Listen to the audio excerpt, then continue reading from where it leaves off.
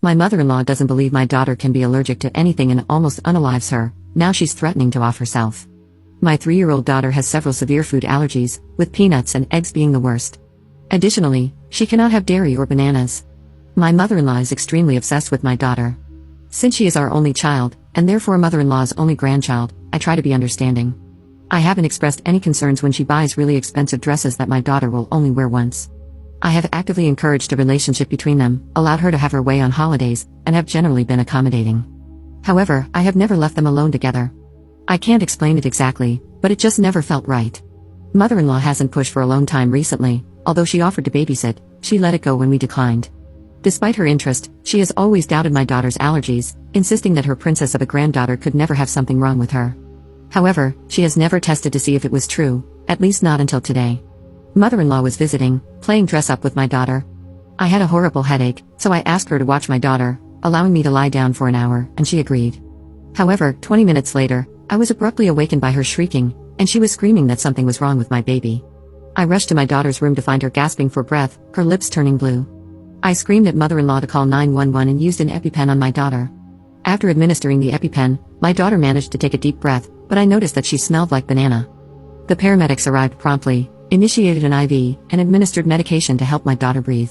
I informed one of the paramedics that my mother-in-law had fed my daughter something, and he discovered part of a cookie on the floor. After confronting mother-in-law, she confessed to giving my daughter a peanut butter banana cookie, claiming she didn't know it would harm her.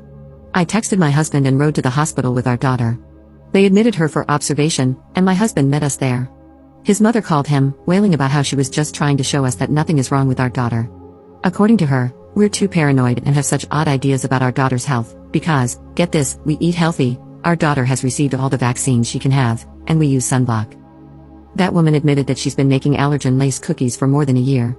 She bakes a huge batch and freezes them, putting one in her purse every time she sees our daughter, just in case she gets a chance to slip it to her. I can't even wrap my head around this. Our daughter is asking when mother-in-law is going to come see her. She wants to show grandma her pretty bracelet, the hospital band with stickers on it. I'm so devastated right now. I never suspected mother-in-law would do something like this. The hospital has already reported it to the police. A detective is going to come tomorrow to take statements and discuss the next steps. Update 1. So, the detective just left. He's got copies of everything mother-in-law texted my husband, plus 11 voicemails she left me last night. Several of them were just her screaming that she's going to off herself because she can't live without her baby. The detective doesn't know what's going to happen because he's never seen this before, but for right now, they're going to take her into custody due to the threats of unalive, and the district attorney will have to look at the case next week. Our daughter is doing great, as they've sent a counselor to work with her for a bit, and we're going to continue with that while we navigate the next couple of weeks. She keeps asking when she'll get to see mother-in-law, and the counselor suggested telling our daughter, "Grandma made you very sick on purpose, so she's in timeout and can't see you," so we've just been repeating that. My husband's family is pretty split on the matter. Everyone is kind of in shock, but he's too angry to care about anyone who doubts our reaction. There are a few people who are saying she needs help, and that it's our duty to support her through this. Lol, nope, our duty is to our daughter, full stop. That woman will never see us again. Our daughter and I are going to stay with my parents in Ireland for a while. We're leaving at the end of the month and my husband is in complete agreement. He's also talking about us moving a few states away just to make sure his mother can't get to our daughter. This could have been so much worse. Our daughter will make a full recovery and she likely won't remember this when she grows up, so we'll be okay. Update 2. So, mother-in-law is being charged with endangerment of a child. Our lawyer has told us that she will probably not spend any time in jail, but we do intend to pursue a civil case against her for the hospital bill. In any case, we have a restraining order against her and have informed my daughter's preschool. She will never lay eyes on my child again if I can help it. There will be no second chance for her to harm my child. My daughter has physically recovered 100%, and we are working closely with her therapist to make sure everything goes as smoothly as possible. She doesn't seem to be suffering any emotional trauma, but my husband is having a really tough time, all things considered. He is also in therapy to help him with the trauma of suddenly losing his mother, but he is rock steady on the resolve to cut her out entirely. Update 3. So, apparently going this long without seeing my daughter has made my mother-in-law lose it. Yesterday, I got a call from my daughter's preschool, and mother-in-law tried to pick her up. She told the staff there was a family emergency. Luckily, the preschool knew about our circumstances, and they did a soft lockdown and stalled until the police got there. Mother-in-law violated her restraining order, so there may be some legal action, but I haven't been told anything yet.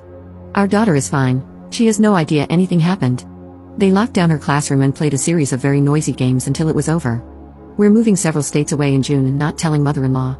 Hopefully she'll figure out we're gone after it's too late to bother us anymore. Update 4. So my crazy, allergen-giving monster of a mother-in-law somehow found out the day we were moving and showed up at our house. She parked behind the moving truck and said she wouldn't budge until we agreed to talk things out. The police were called and she was arrested for violating a restraining order, which I'm told could result in as much as 1 year in jail. But I believe she has to go to court first. Her car was towed, the movers finished up, and now we're all safely in a new state. All 4 of us, because we recently found out we'll be adding a new little one to our family in January, and mother-in-law has no idea.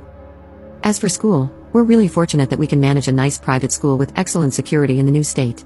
I've had to go back to work part-time to cover the cost, but the peace of mind is worth it. My daughter and husband are going to continue therapy. Hubby is going to go to grief counseling because he feels as though his mother suddenly passed away. He is very adamant that she never sees our children, but losing his mother has been very difficult for him. If, heaven forbid, he were to waver on that, my children and I would be on the next flight to Ireland. Oh, and my daughter has started this program at a hospital nearby where she is exposed to her allergens in tiny but incremental doses. So far, it's going well. Thank you all for your support and advice during this ordeal. Update 5. So, hubby works for a large company with offices in multiple states. We told the new location not to release any info about my husband, as in don't confirm that he works there, nothing, but monster-in-law called the old location and played the forgetful old lady card, managing to get the number of the new location hubby transferred to. She then proceeded to call the new location. The receptionist didn't get the memo, apparently, and gave her hubby's extension. As soon as he picked up, he was treated to ear-piercing wailing. Not talking or crying, just full-on banshee wails. He hung up immediately, but she called again, and again, and again. She left 12 full voicemails of this before his mailbox was full, then she switched back to calling the receptionist and wailing at her. My husband was called into a meeting with HR and had to provide copies of the restraining order, and legal is sending her a letter, with the police in the old town being notified. IT had to set up an entire new extension, and I believe they've blocked her number as well, but it won't stop her. So, monster-in-law knows where we moved, but at least we already have security cameras, I guess. I feel like she's already ruined the new town.